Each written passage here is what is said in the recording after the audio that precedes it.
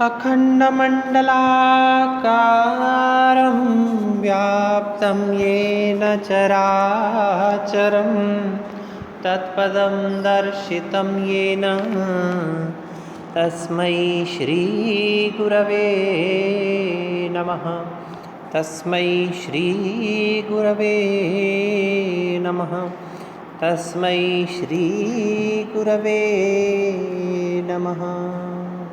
काव्यं यशसे अर्थकृते व्यवहार विदेक्षिवेतरक्षतये सत्यः परनिव्रतये कांता सम्मितयो उपदेशयुजे।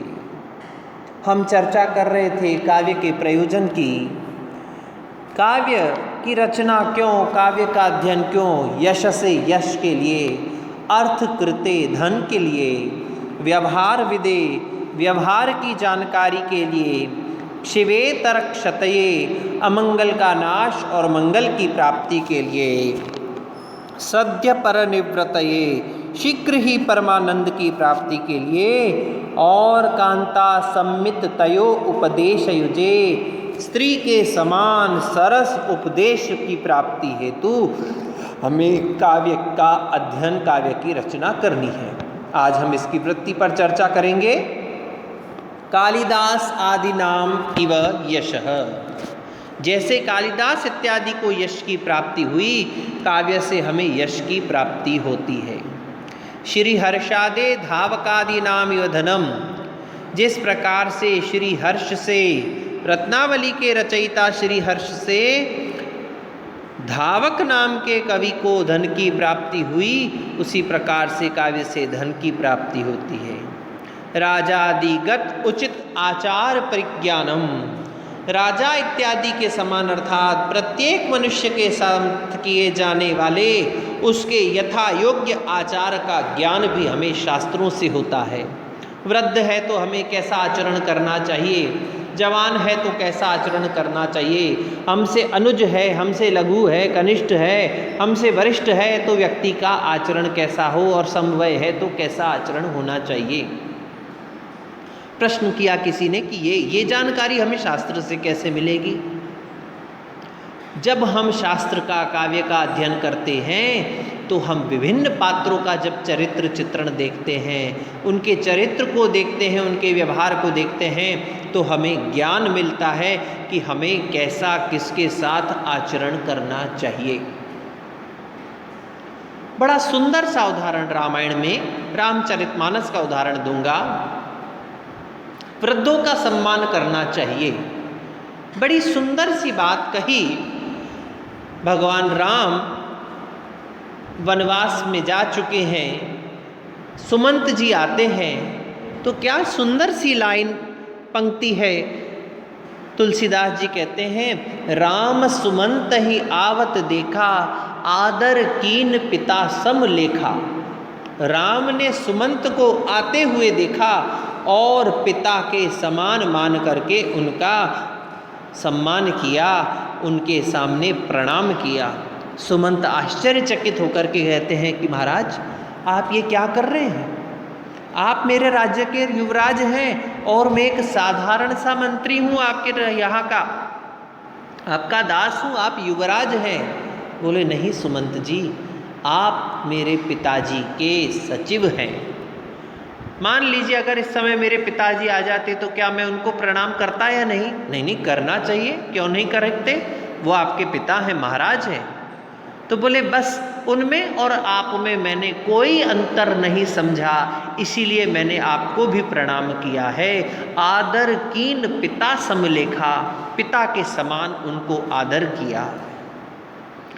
तब सुमंत जी कहते हैं कि राम जी आप बड़े महान हैं, और जो विनम्रता आपके अंदर है, इस विनम्रता के कारण से इस राजपद को आपको चल करके राजपद के पास नहीं जाना पड़ेगा, यह राजपद चल करके आपके पास आ जाएगा, क्योंकि जो वृद्धों का सम्मान करता है श्री लक्ष्मी उनके चरणों में रहती है। अभिवादनशीलस्य नित्यम वृद्धोपसेविन चत्वारि तस्य वर्धन्ते आयुर्विद्या यशोबलम। श्लोक तो कह दिया मनु जी ने, लेकिन उदाहरण कहाँ मिल रहा है हमें? रामायण में, रामचरितमानस में मिलता है। फिर आगे आता है, जामवंत मैं पूछूं तो ही, जामवंत मैं पूछूं तो ही, हे जामवंत जी मैं आपसे पूछता हूँ, क्या पूछता हूँ, उचित सिखावन दीजो मोई, मुझे उचित सीख दीजिए, उचित शिक्षा दीजिए कि मुझे क्या करना चाहिए। हनुमान जी जामवंत जी की आयु का सम्मान करते हैं और उचित सिखावन, उचित सीख प्राप्ति की इच्छा करते हैं। तो जामवंत जी ने उनको जो कहा उसका परिणाम ये रहा कि इतने योजन दूर लंका में जाकर के, परदेश, और वो भी कैसा देश, राक्षसों के देश में एक वानर जाकर के और अपने कार्य की सिद्धि को करके, यानी सीता के अन्वेषण की करके वापस आ जाते हैं, सकुशल पहुंच जाते हैं। एक उदाहरण और हमें दिखता है, माल्यवंत। माल्यवंत अति जरठ निशाचर। माल्यवंत कौन है, अति जरठ, बूढ़ा, बूढ़ा नहीं बड़ा बूढ़ा, हम लोग भी कहते हैं ना एक बूढ़े एक बड़े बूढ़े, तो माल्यवंत अति जरठ निशाचर रावण के नाना जी हैं। जब वो समझाते हैं कि तुम यहाँ इस प्रकार से जानकी को जो तुमने अपने पास रखा हुआ है उसको तुम वापस राम को दे दो, और क्या करो कि तुम राम की शरण में चले जाओ, राम का भजन करो। तब क्या कहते हैं, उनको निकाल दिया वहाँ से। रावण ने बड़े कठोर वचन करके कहा, करिया मुँह करी जा ही अभागे, हे अभागे मुँह काला करके यहाँ से निकल जा। यह है वृद्ध का अपमान। जहाँ पर वृद्ध का अपमान होता है वहाँ पर संपत्ति नहीं टिकती है। वृद्ध का अपमान किया उसने, तब जरठ निशाचर जो है बड़े बूढ़े होकर के माल्यवंत जी कहते हैं, ये मेरी वया का सम्मान है, ये मेरा सम्मान कर रहे हो तुम इस प्रकार से मुझे कह करके। तब रावण कहता है, बूढ़ भये से नत मारते हूँ तो ही, तुम बूढ़े हो गए हो, नहीं तो मैं अभी तुम्हें मार डालता, और तुम अभी के अभी मेरी आंखों के सामने से निकल जाओ, वापस मुझे अपना मुंह नहीं दिखाना।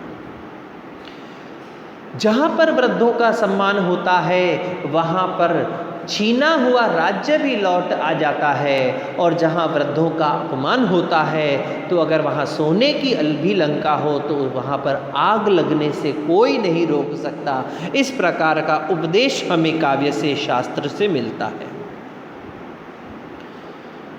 फिर क्या कहा, आदित्यादे मयूरादि नाम इव अनर्थ निवारणम। जिस प्रकार से आदित्य स्तोत्र से, सूर्य शतक से मयूर आदि के अनर्थ का निवारण हुआ, उसी प्रकार से काव्य से हमें अनर्थ के निवारण की भी जानकारी मिलती है, प्रयोजन है यह।